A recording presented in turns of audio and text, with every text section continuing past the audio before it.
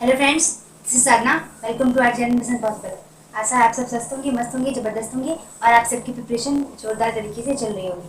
तो हमने fourth class की एनसीईआरटी पूरी कंप्लीट कर ली है। उसकी जिसने भी वीडियोस नहीं देखी है, सेशंस नहीं अटेंड कर पाया है, जो डिस्क्रिप्शन में लिंक दिया है, आप जाके वहाँ देख सकते हैं। तो आज हम लोग फिफ्थ क्लास की एनसीईआरटी स्टार्ट करने जा रहे हैं। फिफ्थ क्लास की जो एनसीईआरटी है, बहुत प्रश्न बनते हैं इससे, है ना। तो इसको हम आज शुरू करेंगे, इसका शुभारंभ करेंगे। तो चलिए शुरू करते हैं। इसमें चैप्टर वाइज डिस्कशन करेंगे, जो जो इम्पोर्टेंट चीज़ें हैं सब जानेंगे एक एक करके, और जो भी इम्पोर्टेंट चीज़ें उनको छोड़ेंगे नहीं, अच्छे से पढ़ेंगे, जानेंगे, समझेंगे। तो सबसे पहले जो इसका चैप्टर है एनसीईआरटी का, फिफ्थ क्लास की जो बुक में चैप्टर है कि चींटियों ने दोस्तों को कैसे पहचाना, है ना। इससे संबंधित चैप्टर का नाम है चींटियों ने दोस्तों को किस तरह से पहचाना, ये चैप्टर है। तो इसे बेसिकली क्या बताया गया है, जो पिछले सेशन में भी हम लोगों ने डिस्कस किया था कि जो चींटियाँ होती हैं क्या करती हैं, एक विशेष प्रकार की स्मेल छोड़ती हैं, है ना, जिसकी वजह से जो बाकी की चींटियाँ होती हैं उनको फॉलो करते हुए आती हैं, है ना। तो इस तरह से हमने मधुमक्खी के बारे में बात की थी कि जो मधुमक्खियाँ होती है एक विशेष प्रकार का नृत्य करती हैं जब उनको रस मिल जाता है। तो उसी तरह उस नृत्य को देख के क्या करती है, सारी मधुमक्खियाँ उनको फॉलो करती हैं। उसी तरह से चींटी एक विशेष प्रकार का स्मेल छोड़ती हैं, जिसकी वजह से सारी चींटियाँ उनको फॉलो करती हैं। तो ये हो गई चींटी की बात, ठीक है। आगे इसमें और भी जानवर जो हैं, जो किस वजह से अपने अपने साथियों को पहचानने के लिए क्या करते हैं, या अलग अलग चीज़ों के बारे में कैसे रिएक्ट करते हैं। जैसे हम लोग की भाषा होती है, अलग अलग सिचुएशन में अलग अलग रिएक्ट करते हैं, अलग अलग एक्सप्रेशन देते हैं, वैसे जानवर भी ऐसा करते हैं। तो उनके बारे में हम लोग जानने जा रहे हैं। तो इसमें से जो सबसे पहले जान लेते हैं, जो रेशम का कीड़ा होता है ना, ये क्या करता है, इसकी जो मादा होती है, मादा रेशम का कीड़ा होता है, वो विशेष प्रकार की दुर्गंध छोड़ता है, उससे ये कई किलोमीटर दूर से जान जाता है, उसको पहचान लेता है ना। तो रेशम का कीड़ा की बात हो गई, विशेष दुर्गंध छोड़ता है, ठीक है।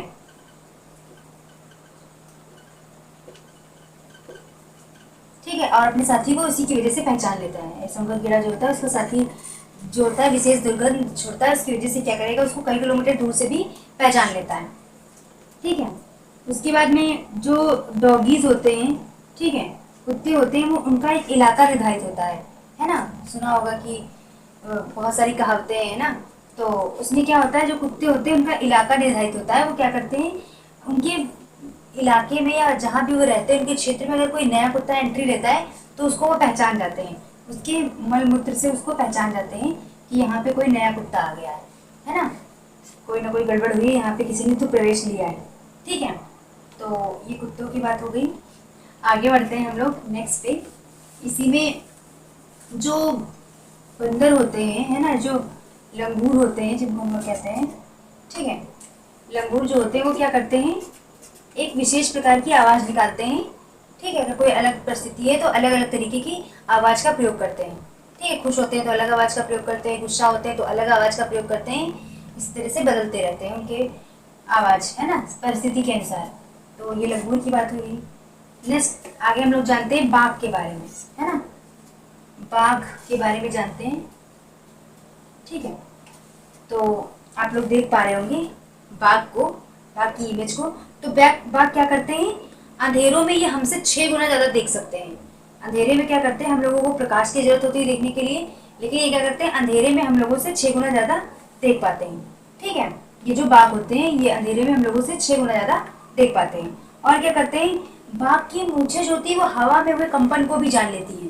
मतलब कि हवा की वजह से भी अगर कोई कंपन हुआ है ना, तो उसको भी क्या करेंगी, जो बाघ उसकी मूछें उसको महसूस कर लेती है ना।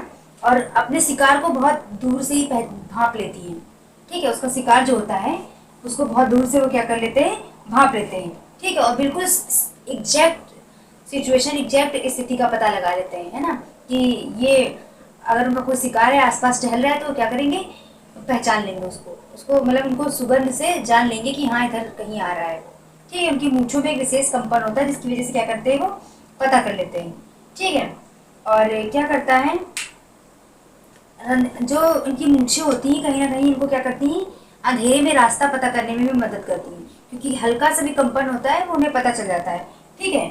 और ये क्या करते हैं, मौके के अनुसार अपनी आवाज़ें भी चेंज कर लेते हैं, अलग अलग सिचुएशन के हिसाब से अपनी आवाज़ें चेंज कर लेते हैं। जैसे हंसी खुशी की बात हुई तो अलग, है ना, गुस्सा होंगे तो दहाड़ेंगे, है ना। तो क्या करते हैं, मौके के हिसाब से अपनी आवाज़ें ये लोग चेंज कर लेते हैं, ठीक है। तो और सबसे इम्पोर्टेंट जो चीज़ है इनकी, देख पा रहे होंगे आप लोग कि ये क्या, ये जान लेते हैं कि जो पत्ता है पेड़ का या जो भी चीज़ें हो रही हैं ये अगर हवा की वजह से हो रही है या कोई शिकारी आसपास है उसकी वजह से। एग्जाम्पल के लिए जैसे कि कोई हिरन है ना, वो झाड़ियों में छुपा है तो उन्हें ये पता चल जाएगा कि ये झाड़ियाँ हिरन के इधर उधर होने से, मतलब कोई जानवर है इस वजह से हिल रही है या फिर हवा की वजह से हिल रही है। इतना भाप लेते हैं ये लोग, है ना। इतने ज़्यादा टैलेंटेड होते हैं तो तभी तो शिकार कर पाते हैं, है ना। तो ये विशेषताएं इनमें होती है और ये विशेषताएं याद रखना बहुत ज़रूरी है, हर बार एग्जाम में पूछी जाती हैं, ठीक है। तो चलिए आगे बढ़ते हैं, ये हो गई बाघ की कहानी।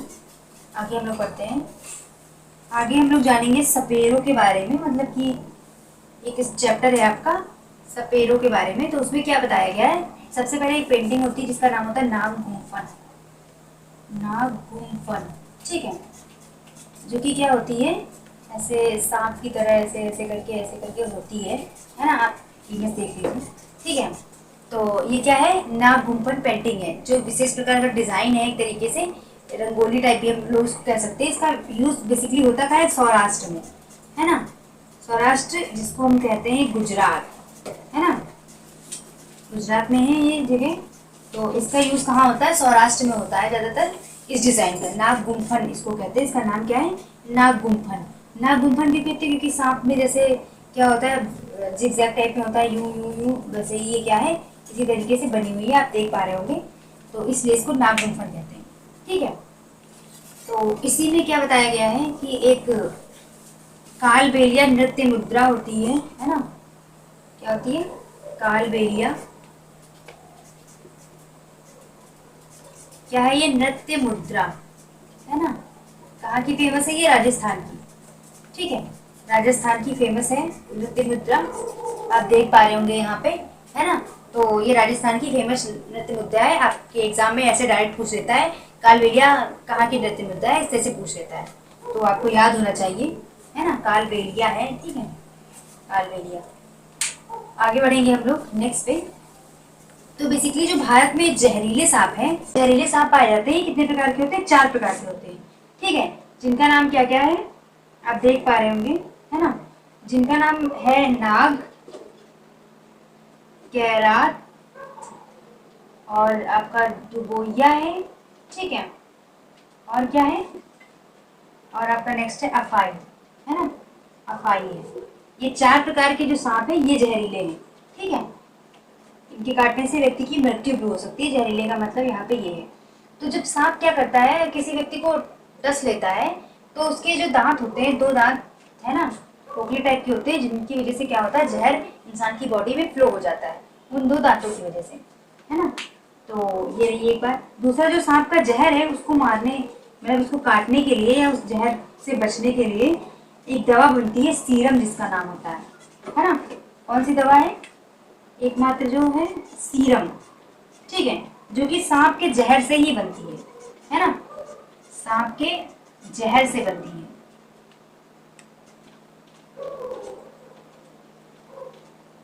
ठीक है। जो सीरम दवा होती है ये क्या होती है, सांप के जहर से बनती है और सांप के जहर को ही काट, जब कोई किसी व्यक्ति को सांप डस लेता है तो उसको दी जाती है ना। जितने भी स्वास्थ्य केंद्र हैं, सरकारी स्वास्थ्य केंद्र, ये हर जगह उपलब्ध होती है, ठीक है। और सांप के जहर से बनती है, तो इससे एक कहावत तो सिद्ध हो जाती है कि जहर जहर को काटता है ना। तो सांप के जहर से ये दवा बनती है, ठीक बात। आगे बढ़ते हैं हम लोग नेक्स्ट पे।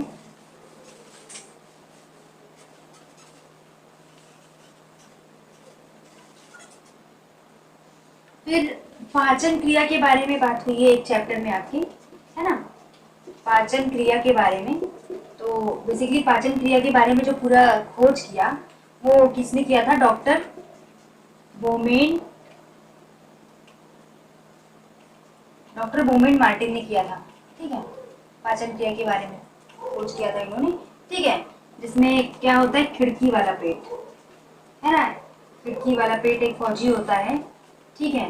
तो क्या करता है, उसकी गोली लग जाती है शायद पेट पे, तो वहाँ पे क्या हो जाता है, होल हो जाता है, तो इलाज के लिए हो जाता है, तो उस पर वो एक्सपेरिमेंट किया उन्होंने, ठीक है। तो डॉक्टर बोमेन ने क्या किया है, पाचन क्रिया के बारे में बताया है, इतना ही जानना जरूरी है। और कुछ नहीं पूछता इस चैप्टर से। तो ये हो गया। नेक्स्ट हम लोग आगे बढ़ते हैं। फिर एक जगह है काला हांडी, है ना, काला हांडी, जो कि कहाँ पे है, उड़ीसा में। ठीक है, यहाँ पे क्या होता है, चावल बहुत ज़्यादा मात्रा में उत्पादित होते हैं। ठीक है, चावल उत्पादन के लिए फेमस है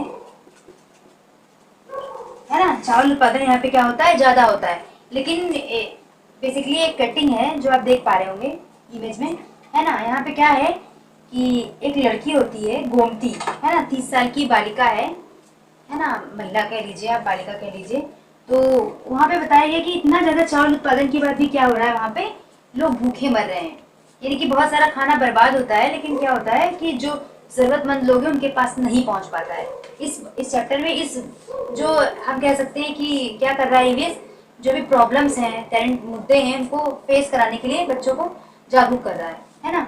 तो यहाँ पे क्या किया जा रहा है कि इसके माध्यम से ये बताया गया कि इतना चावल देखो होता है कालाहांडी उड़ीसा में, लेकिन फिर भी वहाँ के लोगों को क्या होता है, कुछ लोगों को एक वक्त का खाना भी नसीब नहीं होता है, 2 वक्त का छोड़ दो, एक वक्त का भी नसीब नहीं होता है। ऐसे लोग भी मौजूद हैं, है ना, इतनी कंडीशन खराब है। तो ये गोमती जो लड़की होती है 30 साल की, उसकी स्टोरी है। स्टोरी का मतलब वो बताया जा रहा है किस तरह से वो भूख से व्याकुल है ना। वो होती है, उसका बच्चा होता है, इस तरह से। तो ये कालाहांडी की बात हो गई। ठीक है, फिर आगे हम लोग चलते हैं आंध्र प्रदेश। ठीक है, बैठे बैठे हम लोग आंध्र प्रदेश चलते हैं, है ना। तो आंध्र प्रदेश का एक गांव है जिसका नाम क्या है, अत्रेपुरम। अत्रेपुरम नाम है जिसका। ठीक है, वहाँ पे क्या है, अकॉर्डिंग टू एनसीईआरटी, ठीक है, चिट्टी बाबू, कोई खोज करने ना निकल जाना आंध्र प्रदेश में, है ना। तो आंध्र प्रदेश का एक गांव है अत्रेपुरम। ठीक है, अत्रेपुरम में क्या है, गांव तो है ही अत्रेपुरम। ठीक है, आंध्र प्रदेश का एक गांव है अत्रेपुरम, उसमें चिट्टी बाबू और चिन्नी बाबू के बारे में बताया गया है। ठीक है, वो क्या करते हैं, मतलब कि आम कैसे स्टोर किया जा सकता है बहुत सारी चीज़ों को। तो आम बेसिकली क्या करते हैं, आम पापड़ बनाते हैं, है ना, आम पापड़, जिसको हम क्या कहते हैं, आंध्र प्रदेश वाले लैंग्वेज में क्या कहेंगे, ये लोग इसको ममाडी तांड्रा कहते हैं, इसको आम पापड़ को। इस तरह के प्रश्न पूछ लेता है कि आंध्र प्रदेश में आम पापड़ को क्या कहते हैं, तो आपको याद रखना पड़ेगा, ममाडी तांड्रा कहते हैं। ठीक है, तो ये हो गई आंध्र प्रदेश की बात, है ना।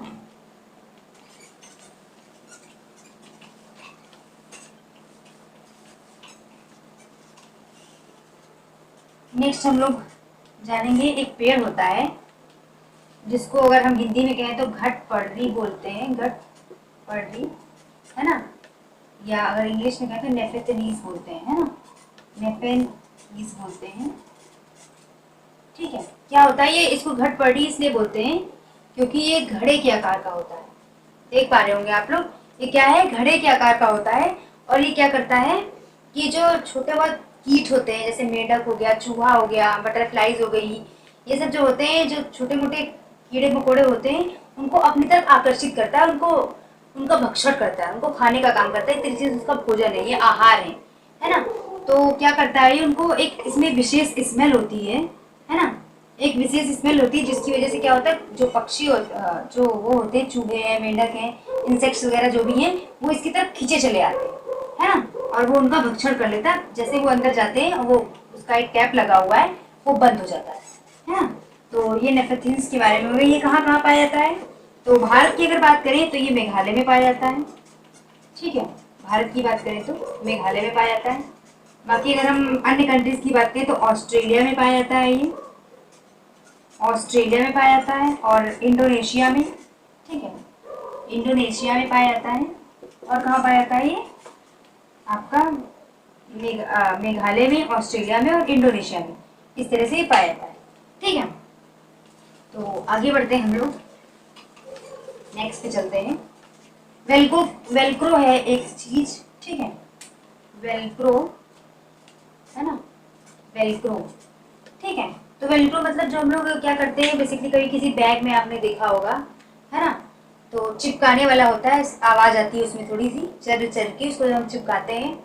तो कोई पर्स या बैग में आपने देखा होगा लगा होता है। फिर जो सैंडल, सबसे अच्छा एग्जांपल अगर बात करें तो तो आप इमेज में भी देख पा रहे होंगे, जो सैंडल नहीं आती थी, अभी भी आती हैं, पहले तो बहुत ज़्यादा ट्रेंड में थी, तो उनमें क्या होता है, वेलक्रो लगा होता है उसको चिपकाने बंद करने के लिए, है ना। तो वेलक्रो का जो आइडिया है वो कैसे आया, ये 1948 में आया, किसको, जॉर्ज मेस्ट्रेल को, है ना, जॉर्ज मेस्ट्रेल को। ये क्या करने गए थे, ये अपने डॉगी के साथ वॉक करने गए थे, तो उन्होंने कुछ वेलक्रोज देखे, कुछ चीज़ें थी जो क्या हुआ, उसके डॉग की चिपक जाती हैं, उसके शरीर पे चिपक जाती हैं, तभी से उनके अंदर ये आइडिया आया वेलक्रो का, ठीक है, जिसका आज सब लोग हम लोग यूज़ करते हैं, हमारे बहुत काम की चीज़ है। तो वेलक्रो का आइडिया 19 है, कोई इसको 4 समझने की गलती ना करें। 1948 में जॉर्ज मेस्टल ने वेलक्रो का आविष्कार किया, आप ये मान सकते हैं, ठीक है, मानना ही पड़ेगा। नेक्स्ट चलते हैं हम लोग, अब जान लेते हैं कौन कहाँ से आया, है ना। कौन कहाँ से आया का मतलब है, जो जैसे कि एनसीईआरटी का किसी के पास बुक होगी तो उसने पढ़ा होगा, पूरी पोम दे रखी है ना, इस पे कौन कहाँ से आया, मिर्ची कहाँ से आई, शिमला मिर्ची कहाँ से आई, ये सब के बारे में पूरी पोम दे रखी है, कविता दे रखी है। तो हम लोग कविता तो नहीं, पर ऐसे थोड़ा बहुत जान लेंगे कि कौन कहाँ से आया। तो जो मिर्ची है ये कहाँ से आई, पुर्तगाल जो देश था उसके व्यापारी दक्षिण अमेरिका से भारत लाए, है ना। जो पुर्तगाली थे, ठीक है, जो पुर्तगाल में व्यापार करते थे, तो वो पुर्तगाल से कहाँ आई, ये पुर्तगाल से आई दक्षिण अमेरिका, ठीक है, और वहां से अमेरिका से कहाँ आई, भारत आई, ठीक है, अमेरिका से आई भारत। तो अगर आपसे प्रश्न पूछे कि भारत में मिर्च कहाँ से आई, तो आप कहेंगे दक्षिण अमेरिका, ठीक है, और अगर सबसे पहले कहाँ से आई तो पुर्तगाल से, है ना, ये कह सकते हैं हम लोग। तो भारत में कहाँ से आई, दक्षिण अमेरिका से। इसलिए हमने मिर्च को जान लिया कहाँ से आई, पहले पुर्तगाल से दक्षिण अमेरिका आई, और फिर दक्षिण अमेरिका से कहाँ आई, इंडिया यानी कि भारत आई। और भी कुछ चीजें जिनको जान लेते हैं हम लोग, जैसे भिंडी है, ठीक है, भिंडी यानी कि लेडी फिंगर, और कॉफी, ठीक है, कॉफी, ये कहाँ से आए, ये आए अफ्रीका से, ठीक है, अफ्रीका से आए। और आपका गोभी मटर ये कहाँ से आए, गोभी मटर ये कहाँ से आए, तो ये यूरोप से आए, है ना, यूरोप से आए। और सोयाबीन कहाँ से आया, सोयाबीन ये आपका आया चीन से, ठीक है, सोयाबीन ये चीन से आया। तो ये कुछ और चीज़ें थी जो कहाँ से आई, इनके बारे में हम लोगों ने जान लिया। नेक्स्ट हम लोग जानते हैं, थोड़ा आगे बढ़ते हैं, बूंद बूंद, है ना, एनसीईआरटी में आपका चैप्टर है बूंद बूंद, जिसमें क्या बताया गया है कि भारत में पानी का कलेक्शन कैसे होता था, है ना। चैप्टर का नाम क्या था, बूंद बूंद, ठीक है। तो इसमें क्या है, अलबरनी जो है, ठीक है, आप देख पा रहे होंगे, अलबरनी एक विदेशी नागरिक है जो कि उज्बेकिस्तान नामक देश से आया था, है ना। तो उसने क्या किया, देखा कि इंडिया में हजारों साल पहले वो आया था, वो उसने इंडिया में देखा कि इंडिया में जो लोग हैं इनके अंदर जो तालाब हैं, सरोवर है, इनको बनाने की कला बहुत अच्छी है ना। उसने अपनी पुस्तक में तारीफ भी की उसकी, कि हाँ जो भारतवासी हैं ये तालाब और सरोवर बनाने की में माहिर हैं, पारंगत हैं, ये कला इनके अंदर बहुत है। तो वहाँ पे एक आपका बावड़ी है, घड़सीसर, ठीक है, जो कि अभी कहाँ है, जैसलमेर में है, जैसलमेर, जैसलमेर कहाँ है, राजस्थान में, ठीक है, राजस्थान में है आपका जैसलमेर, ठीक है। तो घड़सीसर ये क्या है, एक बावड़ी है ना, जिसमें क्या होता है, पानी कलेक्ट किया जाता है, ठीक है, पानी होता है इसमें, ठीक है। इसको इसलिए बनवाया गया था क्योंकि यहाँ पे जो बारिश का पानी है वो जमा होता था, है ना, वो वेस्ट ना हो। पहले कलेक्शन में बहुत माहिर थे हम लोग, है ना, पानी वानी वेस्ट नहीं होता था, बारिश का जो पानी होता था इसी में वो क्या हो जाता था, कलेक्ट हो जाता था, है ना। तो ये घड़सीसर की बात हुई, आप देख सकते हैं बावड़ी का इमेज, है ना। तो बावड़ी होती थी, हम क्या करते थे, पानी तक हम खुद जाते थे। पानी क्या होता था, जैसे नॉर्मल जो कुआं होते हैं उसमें हम लोग क्या करते हैं, रस्सी डाल के, बाल्टी डाल के पानी को खींचते हैं, है ना। अगर किसी ने गांव में कभी पानी वानी से कुएं से पानी भरा हो तो उसको पता होगा, है ना, पता तो सबको होगा वैसे। तो लेकिन ये जो बावड़ी होती है इसमें क्या होता था, स्टेयर्स होते थे, जीने होते थे, इनके माध्यम से हम क्या करते थे, पानी तक नीचे जाते थे। बाल्टी घड़ा जो भी भरना होता था उसको लेके जीने के माध्यम से नीचे चले जाते थे। अगर जो लखनऊ में रहता तो उसने बावली कुआं देखी होगी, जो कि इमामबाड़ी के अंदर है ना। तो उसमें क्या है, उसमें जीने लगे हुए हैं नीचे तक जाने के लिए। अब तो खैर वो पर्यटन स्थल है, पानी भरने कोई नहीं जाता है उसमें, पर्यटन स्थल है वो। लेकिन अगर लाइव एग्जाम्पल कोई देखना चाहता है तो अगर लखनऊ में रहता है तो जा सकता है। और भी जगह होंगे ही, जो राजस्थान वाले हैं वो राजस्थान में देखें, है ना। तो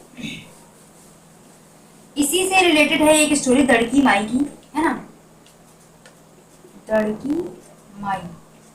ठीक है, दड़की माई ये क्या थी, एक महिला थी जिन्होंने क्या किया कि पानी के कलेक्शन के बारे में आवाज़ उठाई। मतलब पहले तो घर में रह के नॉर्मल से काम करती थी, जो भी घर के काम होते थे वहाँ की लेडीज़ काम करती थी, पानी की बहुत प्रॉब्लम होती थी। तो इन्होंने क्या किया, तरुण भारत संघ में क्या किया इन्होंने, राजस्थान के अलवर ज़िले में, है ना, अलवर ज़िले में सब के साथ मिलकर इन्होंने क्या किया, कुएं खुदवाए, कुएं नहीं तालाब खुदवाए। ठीक है, तालाब बनवाया जिससे पानी की समस्या जो थी वो दूर हुई, है ना। तो ये हुई लड़की माई की बात। आगे हम लोग बढ़ते हैं नेक्स्ट में। संघ था, है ना, जो तरुण भारत संघ, ठीक है, इसमें क्या हुआ, इसकी स्थापना जो थी 1975 में हुई, 1975 में। और इसके जो अध्यक्ष या मुख्य चेहरा कहे तो अध्यक्ष राजेंद्र सिंह थे, राजेंद्र सिंह। ये क्या है, गैर सरकारी संस्था जो कि पानी से संबंधित समस्याओं के लिए कार्य करती है, प्राकृतिक संसाधनों को बनाए रखने के लिए जोर देती है राजस्थान में। इससे भी प्रश्न बहुत पूछा जाता है, इसके राजेंद्र सिंह के बारे में बहुत हर बार पूछा जाता है, इसके अध्यक्ष कौन थे, इसकी स्थापना कब हुई, ये बहुत हर बार प्रश्न पूछ लेता है एग्जाम में, याद रखने की जरूरत है, याद रखिएगा। नेक्स्ट आगे बढ़ते हैं हम लोग,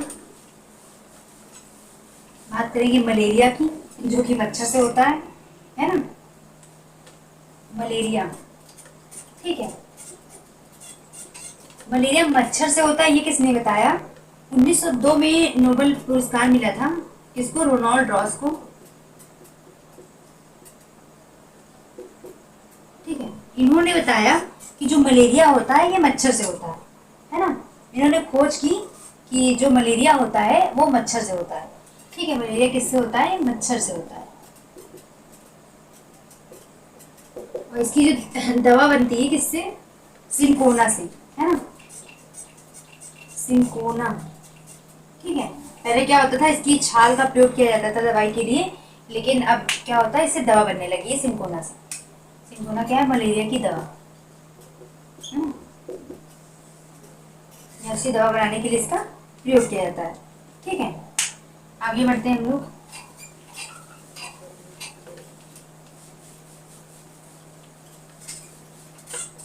नेक्स्ट क्या है, एनीमिया के बारे में थोड़ा जान लेंगे।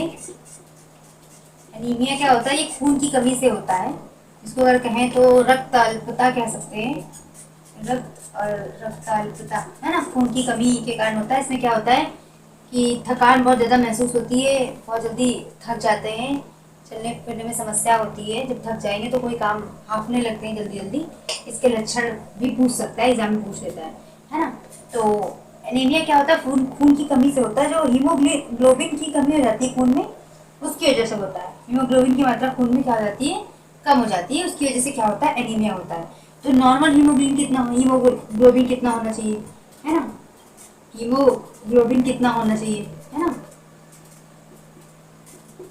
तो जो नॉर्मल हीमोग्लोबिन है ये होना चाहिए आपका 12 से 16 जीएम तक होना चाहिए। ठीक है, 12 से 16 जीएम तक होना चाहिए। इस क्या करता है एग्जाम में, सीटेट में क्या करता है, कभी कभी दो बच्चों की रिपोर्ट दे देगा, ये इसका रिपोर्ट है, मान लीजिए रोहन का, ये गीता का रिपोर्ट है। ठीक है, तो इसको क्या बताया डॉक्टर ने, एनीमिया बताया, इसको नहीं बताया, रिपोर्ट दे दिया, उसका विवरण दे दिया, ये इतना ग्लोबिन था, आपको डिसाइड करना है कि इनको क्या था, इनको क्या नहीं था।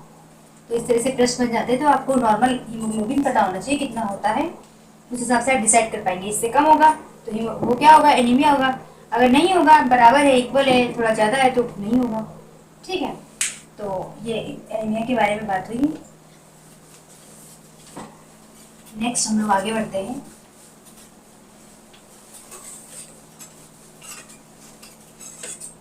आगे हम लोग जानेंगे रैपलिंग क्या होता है, रैपलिंग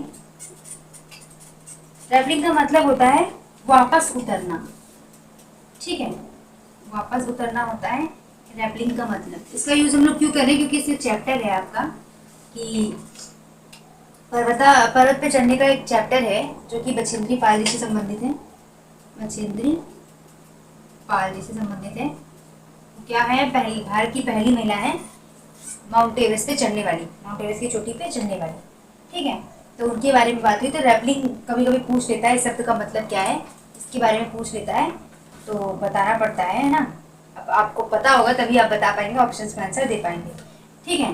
तो बछेंद्री पाल जी थी जो है ना, जो बछेंद्री पाल हैं, इन्होंने ये कहाँ की है, बेसिकली गढ़वाल जिला, नकुरी गांव, उत्तराखंड।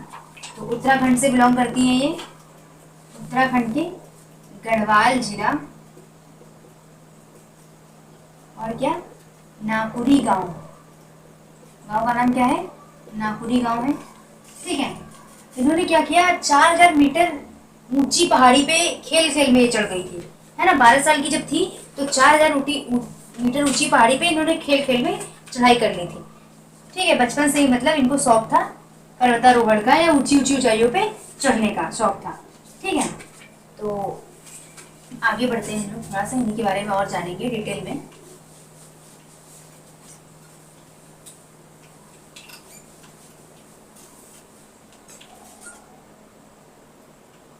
तो इन्होंने क्या किया, 1984 में 1984 में 8,900 मीटर ऊंची, 8,900 मीटर ऊंची जो चोटी है, माउंट एवरेस्ट चोटी है, इस पे चढ़ने वाली भारत की पहली महिला बन गई, है ना। इस पे इन्होंने कदम रखा, 43 मिनट चोटी पर इन्होंने बताए, ठीक है। 43 मिनट इन्होंने चोटी पर बिताए और अपना भारत का तिरंगा झंडा लहराया, ठीक है। संसार की 5वीं महिला थी और भारत की पहली महिला बनी माउंट एवरेस्ट चोटी पे चढ़ने वाली बछेंद्री पाल जी, ठीक है। कब चढ़ी थी, 1984 में, ठीक है, 1984 में चढ़ी थी। गढ़वाल जिले के नाकुरी गांव से थी जो कि उत्तराखंड में है। इंपॉर्टेंट है, 8,900 मीटर इसलिए दिया है, ये एनसीईआरटी में दिया है आपका, नहीं तो कहीं कहीं आपको 8,848 इस तरह से भी देखने को मिल जाता है, 8,000, है ना, 8,848 ये भी आपको देखने को मिल जाता है। लेकिन जो एनसीईआरटी में है, तो अगर आपको ये भी मिल जाए ऑप्शन में तो लगा दीजिएगा, कोई दिक्कत की बात नहीं है, हाँ। आगे बढ़ते हैं हम लोग, नेक्स्ट पे चलते हैं। ये बछेंद्री पाल की जो बुक में दिया है एनसीईआरटी की कटिंग है कि इन्होंने क्या किया, माउंट एवरेस्ट पे चढ़ी है 1984 में और 8,900 मीटर चोटी की ऊंचाई दे रखी है और वहाँ पे क्या किया, 43 मिनट बिताए और अपना तिरंगा झंडा फहराया और विश्व की 5वीं महिला और भारत की पहली महिला माउंट एवरेस्ट पे चढ़ने वाली बनी है, ठीक है। तो आप इसका स्क्रीनशॉट ले सकते हैं चाहे तो, ठीक है। आगे हम लोग जानेंगे जो गोलकोंडा किला है उसके बारे में। गोलकोंडा किला जो कि कहाँ पे है, तेलंगाना, तेलंगाना, हैदराबाद, हैदराबाद में है ये, ठीक है। तेलंगाना राज्य है और हैदराबाद जगह पे ये क्या है, स्थित है, ठीक है। इसमें क्या है, 87 बुर्ज हैं, ठीक है। तेलंगाना के हैदराबाद में है और 87 बुर्ज हैं इसमें। इसमें क्या है, 1517 से 1687 तक कुतुबशाही सुल्तानों ने यहाँ पे राज किया था। कुतुबशाही जो सुल्तान थे राज किया, ठीक है। तो ये गोलकोंडा किले की बात हो गई। आगे हम लोग बढ़ते हैं नेक्स्ट पे। तो हम लोगों ने शॉर्ट में थोड़ी जानकारी हासिल कर ली, 5th क्लास की जो ईवीएस थी उसका थोड़ा बहुत जो इम्पोर्टेंट पार्ट था वो कवर कर लिया है। इसके आगे का पार्ट हम लोग नेक्स्ट डे कंटिन्यू करेंगे। जुड़े रहिए मिशन पॉसिबल के साथ, स्वस्थ रहिए, मस्त रहिए और अपनी प्रिपरेशन एकदम ज़बरदस्त तरीके से करते रहिए क्योंकि एग्ज़ाम बिल्कुल करीब है और बहुत कम समय है हमारे पास। तो जिसने भी पिछली क्लासेस नहीं देखी हैं वो मिशन पॉसिबल पे जाके देख सकता है और जो बैक टू बैक क्लासेस आ रही हैं आप उनको पढ़िए, अच्छे से समझिए और प्रीवियस ईयर क्वेश्चन पेपर जरूर से जरूर सॉल्व कीजिए, आपके लिए बहुत बेनिफिट होगा। तो ऑल द वेरी बेस्ट, मिलते हैं नेक्स्ट सेशन में। धन्यवाद। This was Sadhana.